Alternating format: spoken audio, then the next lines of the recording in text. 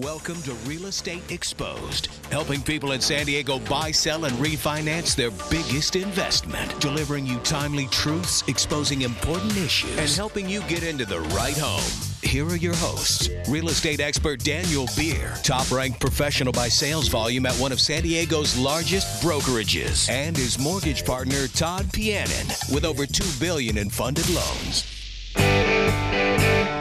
Back with you on a beautiful Sunday morning. It's great to be here. We have another great show for you. So excited to be here Sunday. It's been a beautiful week, and it's been a beautiful weekend so far. It's just great to live here in San Diego. And we're going to be sharing a lot of great content with you today.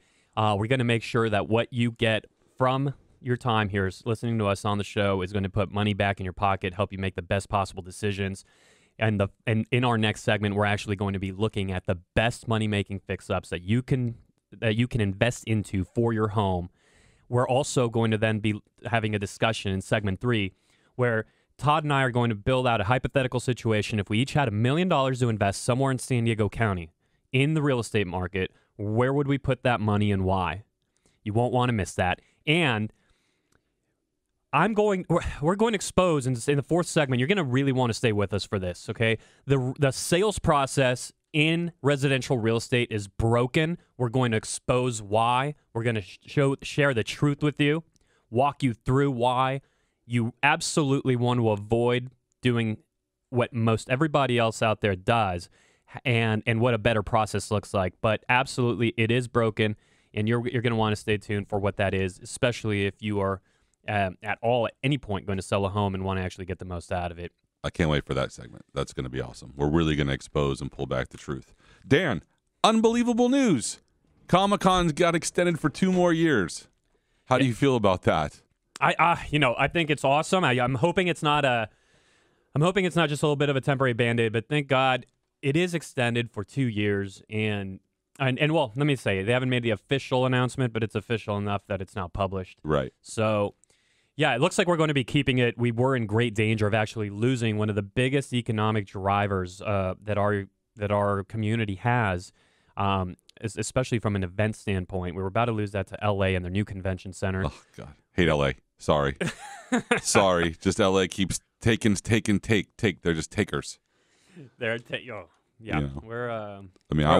We're like, we've essentially been acting as their minor league team, right? Right, exactly. Their farm system for everything good to move up there. We're going to keep Comic-Con, though, for 2 more years. Hopefully this will give us an opportunity to actually work something out that's going to be a long-term solution. Well, they're talking about redoing the convention center anyway, right? Upgrading it and doing some stuff. So hopefully that buys us some time to be able to keep it here. Yeah, but our local government has just had so many stalls with this thing, and it comes back, I think, to just a local government problem in general. Right. San Diego, there's no secret to it that San Diego, right up there with Chicago, is one of the most upside-down, corrupt local governments in the country.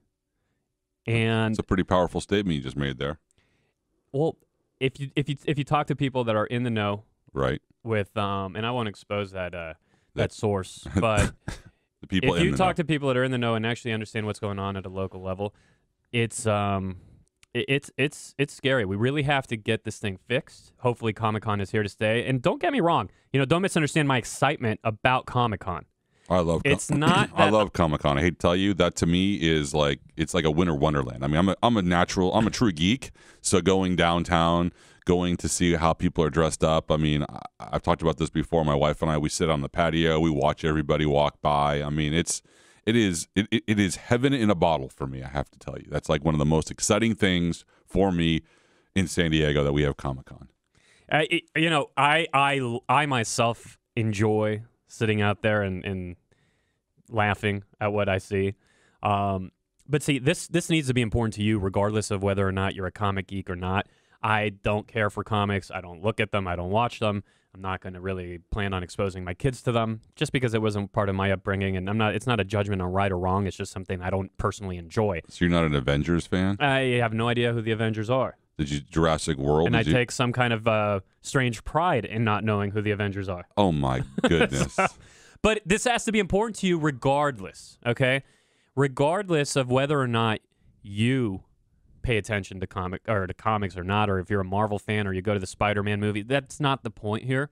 The point is that this brings in... And there's a new Spider-Man, by the way. I wouldn't know. I know. But there is. They just announced it. This event brings in unspeakable amount of millions and millions and millions of dollars to our local economy. Okay, this is like having a year. It's almost akin to having a yearly Super Bowl, and suddenly having the threat of it vanishing. The reason the Super Bowl is such a big deal isn't because of 60 minutes of football. Okay, it is for those viewing at home. But on a city level, the reason that city governments all over our country, rally and lobby to get these Super Bowls in place is because of what a tremendous economic driver they are. We have one built in, year out with Comic-Con. Thank goodness. I do applaud our local leadership and government for having done whatever needed to be done to get this thing to stay in place for at least 2 more years. Hopefully we'll work out a long-term solution. I hope so, too. So, yeah, go ahead. Well, I wanted to jump into, the home ownership rates in San Diego County. Wow. Yes. They're down. They're dropping. Yep. 54%, right, is homeowners for millennials. It seems to me that a lot of people out there are still frightened to buy, or they're running into inventory issues that we've talked about in the past. But one of the most key things that that people are seeing is they're paying almost 30% of their after-tax income.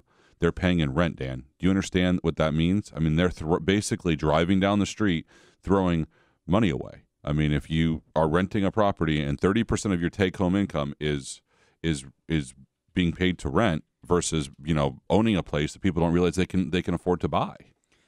It's that number to me is scary. 30%. I know. I mean, frankly, I know there are people that are working their way up toward 40 and 50% of their income going toward rent. Right. The problem, I think, it's a multifaceted problem, and I'm sure part of it just has to do with how incredibly expensive it is to be here in general. I think go ahead. I think people don't realize that you can get into homes with little down payments, 3.5% on FHA. I think that people don't realize, what you could save tax-wise. We have a client, actually, Dan, a client that you referred to us that we're in escrow on. He's paying currently somewhere in the neighborhood of like $2,800 a month in rent after tax savings on the purchase that the house that your team sold him into. It's his actual cash cost is $1,600 a month. So by him buying this property, it's like saving him $1,000 a month in extra free cash flow. I mean, he's beside himself. Never realized it. Never thought he would be a homeowner, and he's putting down 3.5%. That's amazing. And and if you're listening to that story, you might be thinking to yourself, yeah, but I have to actually save a down payment.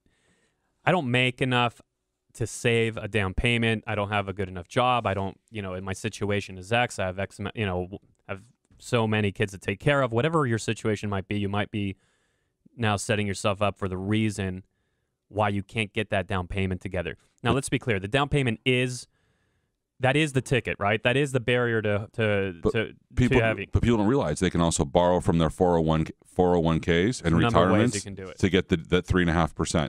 You're going to get your security deposit back. You're going to get your your last month's rent you're not going to pay. So 3.5% may seem like an overwhelming number, but the fact that you can borrow from your retirement to get it if need be, it's a gift. That's a gift from the government, by the way, that they're allowing you to do that. That's one of the things that people don't realize. And when you borrow from your 401k, you're actually paying yourself back the money, and you're paying yourself the interest on the money that you're making, that you're charging yourself. I'm going to recommend a book for you. There's a book that changed my life, and if you actually look up the recommended reading list from any of the Warren Buffetts of the world, any very established, respected business person out there, you're going to typically see a book called The Richest Man in Babylon. And now, right. I don't remember the name of the author, but you'll find it. It's a nice little book. It's honestly a 2 to 3 day read. I read it. It's a great book. It's an outstanding book, and it has such basic and easy principles in it that if you follow, it literally will establish the blueprint and path and laws that govern money. And the interesting thing about human nature is that much like when you were in high school, and if you were given a project to complete by your teacher, and that project had to be completed in a month, then guess what? It took you a month to complete it. Yep. And if you were given that exact same project but given 3 weeks to complete it, miraculously, some way or another, you would have actually completed in 3 weeks. And money behaves in a very similar way.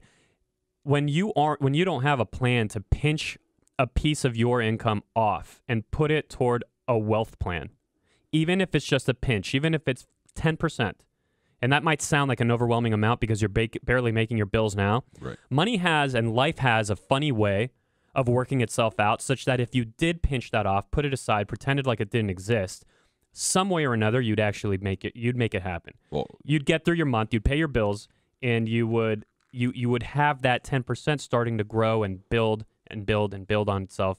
And the laws of compound interest are just unbelievably powerful. So absolutely recommend that. The Richest Man in Babylon. Coming up next, we're going to be working to get you up to speed on how to best continue to save money, make money, and maximize your investment in your real estate by knowing what the best money-making fix-ups are for your home. This is Real Estate Exposed on News Radio 600 KOGO. Back with you here. Good morning. This is Real Estate Exposed on News Radio 600 KOGO. I'm with my man Todd Pianin of Samuel Scott Financial, and we're going to be talking about the smartest things you can do when preparing your home for sale. Where should your money go? I'm looking forward to this segment, Dan. I'm just going to ask you some questions. I invite you over to my house for the sake of argument. I want you to, before I invite you over, what are some quick things that I can do that are going to impress you, also get me the most money out of my house? Because to me, that's super important, right? I mean, first impressions are key. So you're going to walk in, you or someone from your team, I'm assuming, is going to walk in and they're going to see the house, but I can probably do stuff beforehand that will probably increase buyer value. Would that be a good way of calling market it? Value? Market value. Yeah. Market value on the house. I mean, is it something as simple as, a couple cans of paint the walls, change the floors? Sure. Let's go into this. This is a big it's a big topic, and more than anything, I'm actually always shocked and really amazed at just how people digest the idea of putting money into your home. Okay, so if you're going to sell your home, you've lived in it for 10 years. Let me set the stage. You've lived in the home for 10 years. You've raised your children. You've gone through a lot of, great memories, ups, downs, the whole rest of it. Life happened, and that was the place you called home. Right. Now it's time to sell it. For whatever reason, and I haven't been able to figure this out about human nature, but for whatever reason, when you're getting ready to sell your used car that now has a value of, let's call it $9,000. Right. And I get it washed. You're going to get it. What do you do? I get it washed. You get it washed. You get it waxed. You get it detailed. Right. You spend money bringing your car back to life, and that you might have even spent, let's call it $500. I get it serviced. I also get it serviced. Yeah. Let's call it $500 that you just spent getting this used car with a $9,000 value, or for the sake of easy math, let's call it a $10,000 value on the car. You just spent $500. Okay, you just spent literally 5% of the value of the car getting it ready for sale. Right. Okay, so then you invite me over to your house, and we're going to talk about your 3 or 4 or 6 or $100,000 $1 million home. Before I invite you over, I want to know what I should do to impress you. What are some of the fix-ups? Frankly, before you invite me over, just get me over. Okay? Seriously. I mean, I'm a professional. Whoever you're meeting with, hopefully, is a professional. Whether you're meeting with me or meeting with someone else, you should be meeting with a professional. They're going to be able to see past it to what it can be. What I really want you to prepare yourself with is going to be what kind of mindset I'm going to be able to meet when I get in front of you. Because if we put this into perspective, right? Okay, 5% of the value on fixing up your car, right? But but we're hesitant to put just any kind of money. Just to put that in perspective, if you were selling a $500,000 house and you were going to put 5% of the value into your house, that's $25,000. Now, no one's asking you to do that. You most likely should not do that unless your house is in a particularly poor state and needs to be restored. But for most people, $500, $1,000, $1,500, which, yes, that's a big check to stroke. It feels like a lot of money, but put it into perspective. You're selling a multi-$100,000 asset that you lived in, that you put wear into over the course of years. Right. Now, wanted to just set the stage for what kind of mindset you want to have when approaching this. And the reason why is, remember, your house doesn't have any particular singular value. Okay, no one's home is worth $531,000, but not $542,000. Does that make sense? Yeah, that makes sense. But I mean, like, one of my questions would be like, my refrigerator sucks. Quite frankly, it's horrible. Okay, and it needs to be replaced. Yeah. All my other appliances are nice. My refrigerator, I have not replaced. I mean, would you tell me before you come over that I should get a nice refrigerator put in? Is that going to help? Right off the bat, I wouldn't prescribe that blindly. Clear. What I would say, the rule that we're going to operate with is that if we're going to put $1 into your house, it has to produce at least $2 or $3 back. If it doesn't, there's no reason to do it. Or it needs to get rid of such a glaring objection that the marketplace is going to have to the house that it accelerates your market time greatly and expands your buyer pool. But theoretically, if you expand your buyer pool, right, you also elevate your sales price, because the greater the market, the greater the demand, the more you're going to be able to command price. So it's all about actually creating a return on the money that you're investing. So what's a normal thing you would what's most common, Dan? What's one of the most common things that you tell people to spend money on? That's a great way to phrase it, because every house will be different, and for that reason you do need somebody to come and take a look at it in person. But speaking in general terms, yes, where you're going to typically get the most bang for your buck is going to simply be on paint. Okay, paint and flooring. Well, you're saying like my black walls that I have aren't going to help sell the house? They were great for your Gothic rituals that you like to hold. Right. But my satanic evenings. Now, look, sometimes you have these wonderful. Actually, I was just in a house and they had black walls, but it was actually a really nice accent to a contemporary look that they'd built in. So I was just teasing Todd here with calling. I like to call him goth whenever possible, and he's not, by the way. He's probably the exact opposite. So anyhow, your paint is going to be a place where it's amazing how you can absolutely transform your property. Literally transform it from maybe somewhere that feels old, feels worn, maybe even feels grimy, to feels fresh, clean, new. Paint's going to be a big place that we're probably going to want to, whatever investment dollars we have to improve your property, paint will be one of them. And in that light, it's all about that big first impression, okay? So think about the first 5-6 minutes that a buyer will have as they walk through your home. They're going to see it from the curb. We all hear about curb appeal, but what does it mean? What it means is that, and that's the part that's not always explained. Right. So we're going to we want to get rid of the weeds. We want to maybe invest into some bark, some mulch, just lay down some fresh, just a fresh layer of finish for your yard. Well, what about the fake grass now with all the drought stuff going on? A lot of people have that, and some of it actually looks great. There's mixed feelings out there on who likes what and its personal taste. Sure. But for the most part, we just want to. A lot of the process of getting your house fixed up for sale is eliminating objections. So you want to eliminate the objection of weeds. No one likes them. Right. We're not, by the time we find the guy that loves weeds and is going to buy your house, it's going to take a while. Your front door. What does your front door look like? Is your front door in great shape? Is it polished? Does it give a great first impression? What about the hardware on the front door? That's going to be the first thing that a buyer touches. Entering your home. Thinking about all this stuff, it's unbelievable. The psychology that actually you put into this when you're thinking about it. Well, that's going to be the very first interaction they have.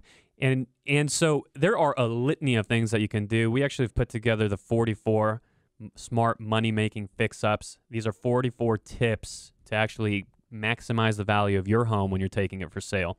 And phone number that you can simply text us your name and email to, we'll send it right off, is 858-900-3368. Our personal cell phone, by the way. There's massive value in this report. 858-900-3368. There's 44 money-making fix-ups, 44 money-making tips that we're going to give you when preparing your home for sale. They won't all apply, but I almost guarantee that whatever you need to have done, it will resonate once you read this report. You want to pick it up.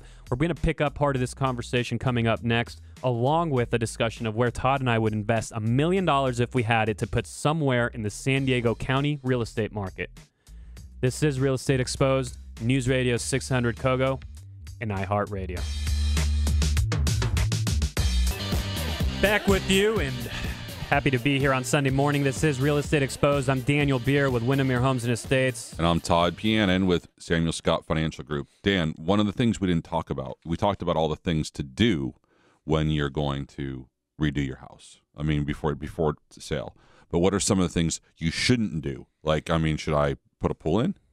Yeah, it's funny. Some people will actually will ask if they should actually build in a pool in order to get the home sold. Right. Maybe in the most extreme of cases, in a very high luxury neighborhood where it's absolutely demanded or nobody wants to look at your house. But 99.9% of the time, the answer is going to be no. So I shouldn't redo a bathroom, redo a kitchen. I mean.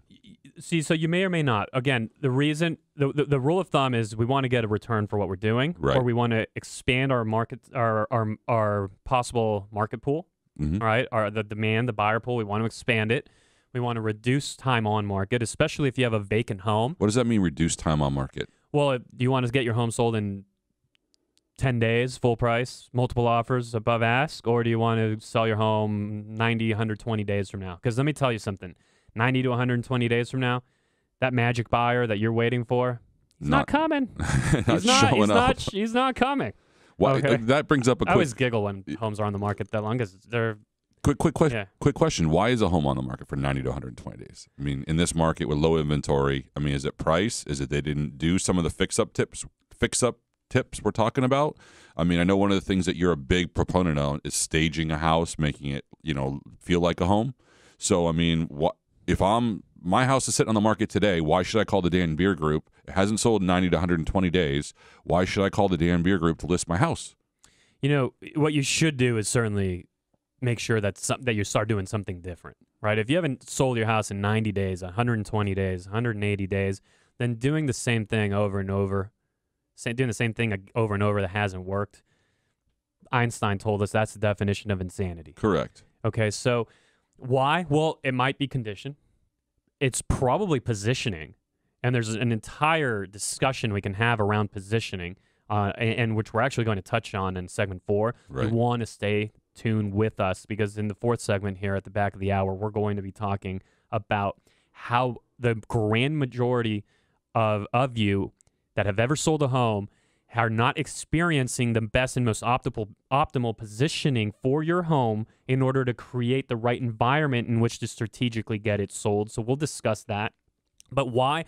You might not be, when it comes to the condition of your property and where you've decided to put money into the house, you might have invested money into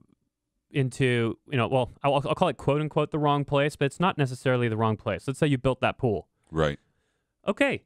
You enjoyed it. You lived in it. Your kids swam in it. You got actual utility and value out of the pool, but you're not going to see dollar for dollar on it. There's certain things you just won't. It doesn't mean that why is my house still on the market in 90 days? I mean, my realtor is putting my house on the market and putting it in Zillow and Trulia and Realtor. I mean, Realtor.com. I mean, why is it still on the market after 90 to 120 days when we have, a month and a half, 2 months worth of inventory right now? All right, so then let's go into positioning. Let's just jump right into that discussion. Okay. Sorry, I No. don't mean to throw you off. No, this is good. I mean, let's go into the positioning that your house has if you've actually been on the market for that long. See, what typically is going to happen is most people are working with an agent who is doing the same thing that every agent before them did. And think about that process of what it even looks like to become an agent. You're going to come into the marketplace, into the industry, after having taken maybe, a handful of classes, the most simple state test you could ever take, and voila, you're an agent. Right. What do? Naturally, it makes sense. You look to see what people before you have done. You look to see, well, what are the successful people doing? Right. And it's just... And then you start doing that. Right. And you might tack a bell or whistle onto it, but at the end of the day, you're probably taking some pictures, slapping them on the MLS. But most importantly, what you're doing is you're holding these individual showings. List and pray. Think about the last time you either looked at a house or sold a house. The appointment where the buyer came to view the home, and you may have been that buyer. You were there for the most part, unless you went to an open house. But you set your appointment and you went there alone. Buyers, for whatever reason in the real estate market, unlike any other high-ticket item that I can think of, view real estate on an individual private basis. And I would like to challenge the wisdom behind that. Why is it done that way? Why does that make sense? Why has our entire industry just accepted that as the way of doing business. Because everybody else does it that way, Dan. Sheep, what do they say? The sheep follow the herd? I don't mean to be, I'm not trying to brag on any other real estate agents out there, but that's what I did for years too. Right, yeah. I did that for years. Right. I did that for years. But why'd you do it? I did it because I saw people before me doing it. Exactly. But then I really got to thinking, it just never felt right. Why are we selling homes to people that are looking at the property by themselves, aka in an uncompetitive environment?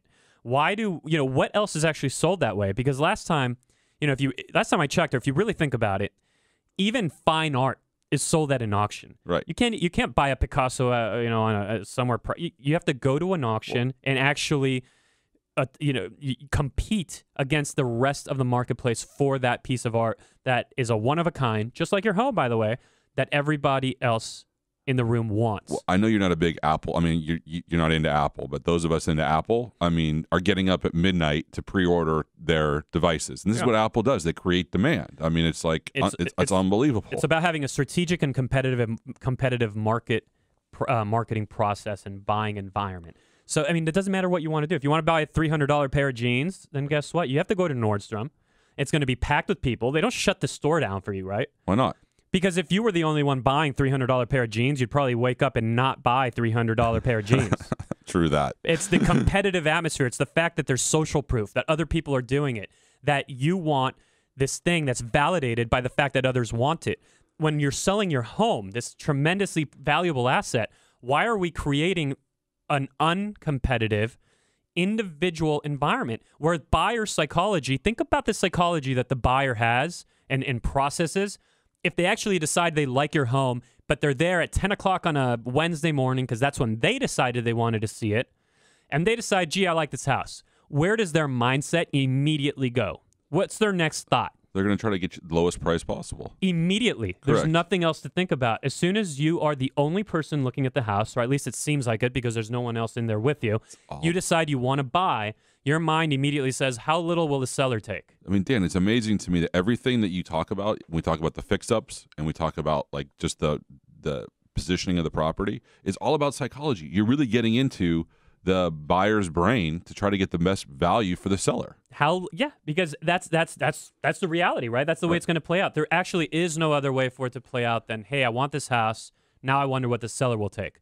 Well, what I've done is rather than just going along that ride, okay, think about what real estate actually gets sold differently. If you look at what the big home builders do, the Toll Brothers, Standard Pacifics, the KB Homes, the Shea, Party, Artie, right. All those players out there, they have a very different process.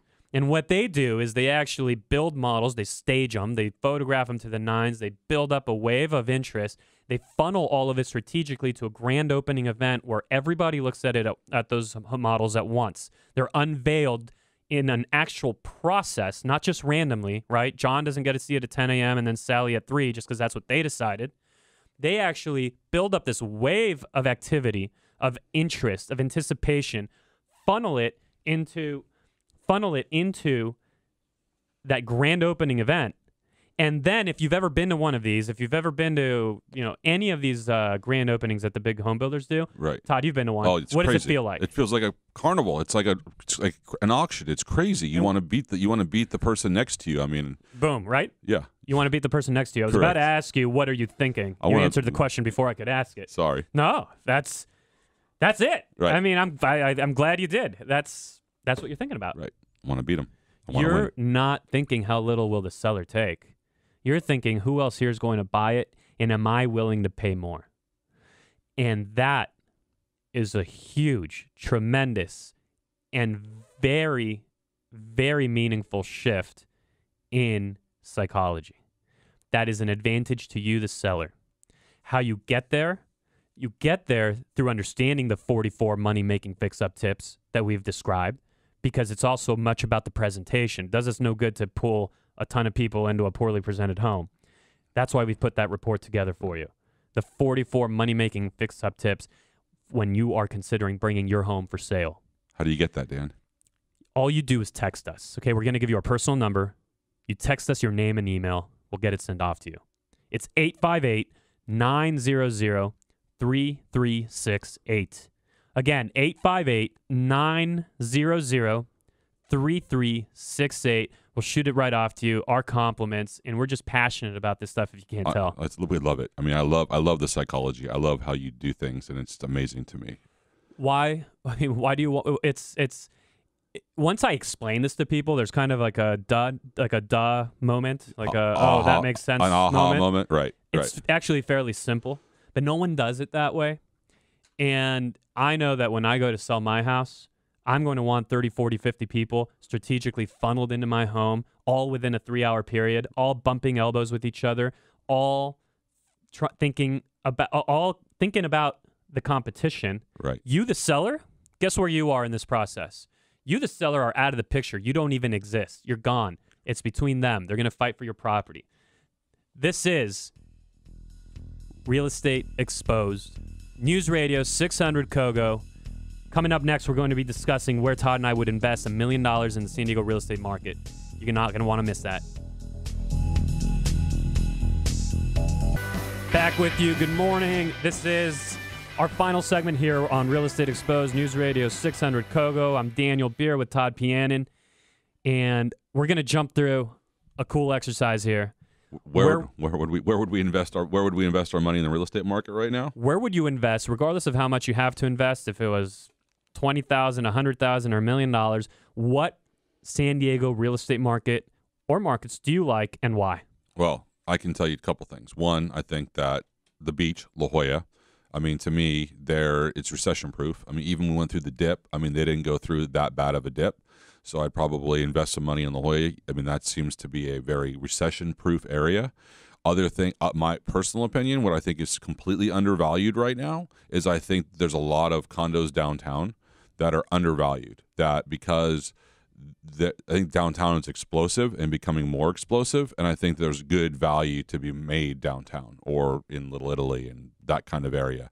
You know, I think people get very frightened of downtown because the condo projects have, litigation going on inside of them, but most of those projects are getting settled. All the litigation's getting settled, and I think a lot of people don't realize that, and I think that that's a home run, in my opinion, downtown. At some point, values are going to skyrocket beyond belief. I mean, what they've done downtown is amazing. You feel strongly about that. Yeah. What about you, Dan? So where would I invest my money? I would invest my money right now. There's a couple of markets that I think are interesting. If we're talking coastal, I'm going to take notes right now. If we're talking coastal, I actually like the Imperial Beach market.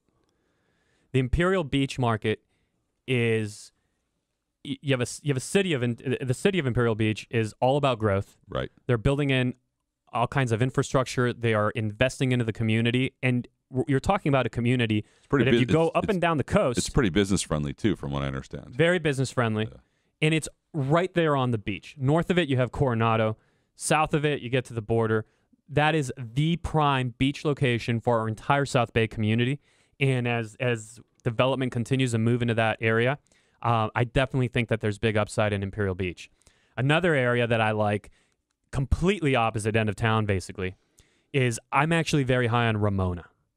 And really? Yes, absolutely. Because the way that the market has behaved is that we've had a big recovery in most of our San Diego neighborhoods, especially the core neighborhoods, coastal, east of the 15, right, where we've really had a very strong recovery in most of our markets. If you actually look at the Ramona market, it's lagging far behind the rest of San Diego, but that makes sense because Ramona, now I would predict in the next 12 months, is going to have an accelerated appreciation rate over the rest of the county. Wow.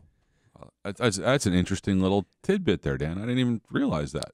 I really believe that it will float back to what we'll call equilibrium, right? Where it should be. And look, so Ramona didn't lead us out of the recession. Is that a big shock? No. No, it's not. Right. And I own property there personally. And the reason why is I do believe that will happen. And then when you're looking at, a safe kind of, we looked at Imperial Beach and merging and Ramona and a recovery. I look to a place like the Del Sur market. And why? Because it's a big time school district. Well, it's a highly competitive market. It's a highly competitive market, but you have families moving in and moving in. Carmel Valley continues to get more and more expensive, which draws buyers into the next most desirable school system. And the school system, I think, will give it a layer of protection for the very long term. So this isn't a huge appreciation play like for today and tomorrow, like Ramona is. But it is a place where I think you're going to have very safe investment dollars into what's rapidly becoming one of the most desirable communities in San Diego County. Because we are coming up here on the end of the show, we have, as a reminder, we talked a lot about how to actually add value to your real estate investments. And so if you want that report, last time we'll bring it out for you today. It's the 44 money-making fix-ups when you're preparing your home for sale. Here's that number one last time. Our personal cell phone number, by the way. Text us your name and email. That's all you have to do. Text your name and email to 858-900-3368. Also, connect with us on Facebook. We have San Diego Fair tickets to give away. Yep. We're giving away 4 tickets. Leave us a comment on why you love San Diego, why it's the best place to live, and that'll get you an entry into the drawing. We are so happy to have spent another Sunday morning with you. Beautiful day. Can't wait to go to the fairs. Maybe have myself a hamburger. And if you need more, just feel free to connect with me, Daniel Beer, at Windermere Homes and Estates. You can look me up online, or Todd Pianin at Samuel Scott Financial Group or TNTMTG.com. All right. Have a great one.